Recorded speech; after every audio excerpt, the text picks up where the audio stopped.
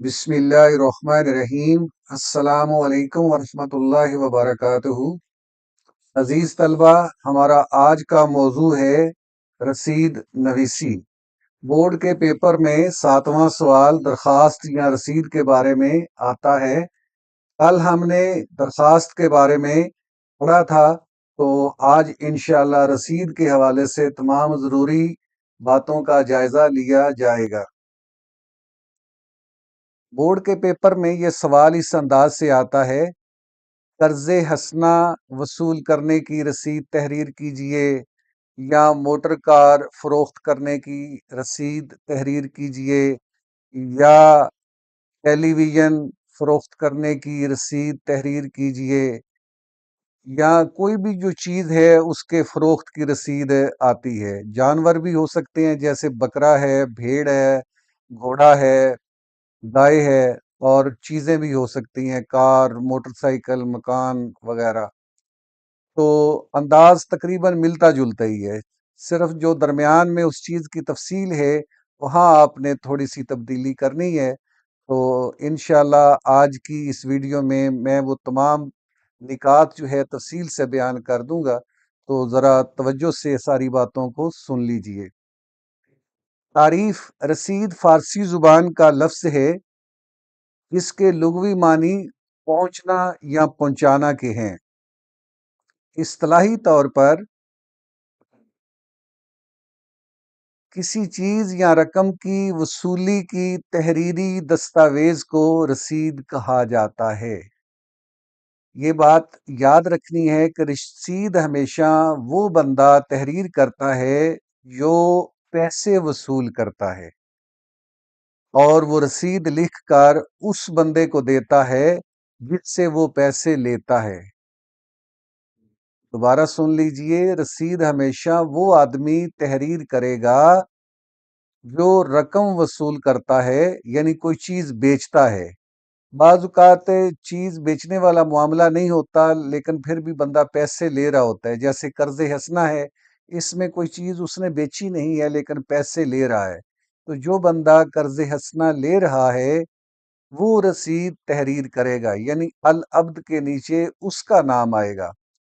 तो अगर कोई भैंस बेच रहा है या मोटरसाइकिल बेच रहा है तो अल अब्द के नीचे उसका नाम आएगा, जो बंदा चीज बेच रहा है या पैसे वसूल कर रहा है। हदायत रसीद में उस चीज या रकम का वाज़ेह तौर पर जिक्र हो जिसका लेन देन किया जा रहा है। रसीद में लेन देन करने वाले दोनों फरीकैन के नाम, वल्दियत व मुकम्मल पता दर्ज होने चाहिए। इम्तहानी ज़रूरत के तहत लिखी जाने वाली रसीद में दो गवाहों के नाम और पते भी दर्ज करने चाहिए। रकम का इंदराज लफ्ज़ों और हिंसों में करने के अलावा निसफ रकम को भी लफ्ज़ों और हिंसों में तहरीर किया जाए। तारीख दर्ज करना बहुत ज़रूरी है। रसीद में इस्तेमाल होने वाले मखसूस अल्फाज या जिन्हें हम इस्तिलाहात रसीद कह सकते हैं, बाइसे तहरीर आंखें, ये हर रसीद की पेशानी पर लिखा जाता है। इसका मतलब है, लिखने का मकसद ये है कि मबलग वो रकम, मुबलग वो रकम या खास रकम, यानी रकम पैसे लिखने से पहले लफ्ज मुबलग लिखा जाता है। बाबत के बारे में, इसका मतलब का, की, के।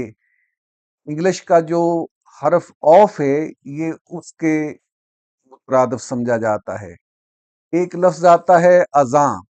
अज़ां का मतलब होता है फराम। ये आमतौर पर जब बंदे का जिक्र होता है जिससे पैसे लिए जा रहे हैं तो वहां इस्तेमाल होता है। अदद गैर जानदार से पहले अदद, जैसे एक अदद मोटरसाइकिल। शाख छोटे जानवर जैसे भेड़, बकरी, बकरा, दुम्बा। एक शाख दुम्बा, एक शाख भेड़। शाख का मतलब सींग होता है। रास बड़े जानवर के लिए, जैसे एक रास भैंस, एक रास बैल, एक रास गाय। रास वो जो रस्सा जिससे वो भैंस या गाय बांधी जाती है। तो इसी तरह घोड़ा हो तो उसके लिए लगाम इस्तेमाल किया जाता है।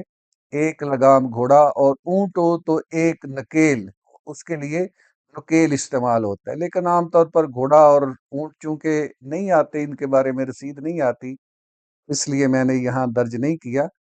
اب رسید کے جو مختلف اجزاء ہیں اس کے نمبروں کی تقسیم دیکھ لیجئے، کس حصے کے کتنے نمبر ہیں۔ باعث تحریر لکھنے کا ایک نمبر، جو درمیان میں اصل مضمون ہوتا ہے، نفس مضمون، اس کے 5 نمبر، العبد اور اس کے نیچے جو ضروریات ہیں وہ لکھنے کا ایک نمبر، گواہ شد دائیں اور بائیں دونوں کا ایک ایک نمبر، تاریخ کا ایک نمبر، اس طرح مجموعی طور پر یہ 10 نمبر بن جائیں گے۔ اب آپ کے سامنے 3 ماڈل رکھے جائیں گے، تینوں کی نوعیت چونکہ مختلف ہے اس لیے غور سے دیکھیے۔ تو آپ نے اپنی آنسر شیٹ پر سوال نمبر 7 مارکر سے لکھنا ہے، حاشیہ لگانے کے بعد درمیان میں مارکر سے ہی لفظ یہ جملہ لکھنا ہے، رسید وصولی قرض حسنہ، اگر یہ آ جائے تو۔ اس کے بعد آپ نے مارکر سے کوئی چیز نہیں لکھنی، مارکر کو بند کر کے رکھ دیجئے، باقی ساری رسید آپ نے نیلے پین، پینسل یا پوائنٹر سے تحریر کرنی ہے۔ باعث تحریر کے مبلغ 10,000 روپے، یہ پہلے لفظوں میں لکھا، پھر بریکٹوں کے اندر آپ نے ہندسوں میں لکھا۔ نصف جن کے مبلغ 5,000 روپے ہوتے ہیں، بطور قرض حسنہ خزاں جناب چودھری احمد دین ولد چودھری محمد دین، ساکن چک نمبر 56، تحصیل و ضلع گوجرانوالہ وصول پائے۔ رسید لکھ دی ہے تاکہ سند رہے اور ضرورت کے وقت کام آئے۔ میں یہ رقم 2 برابر قسطوں میں دسمبر 2022 تک ادا کر دوں گا۔ پہلی قسط دسمبر 2021 میں ادا کی جائے گی۔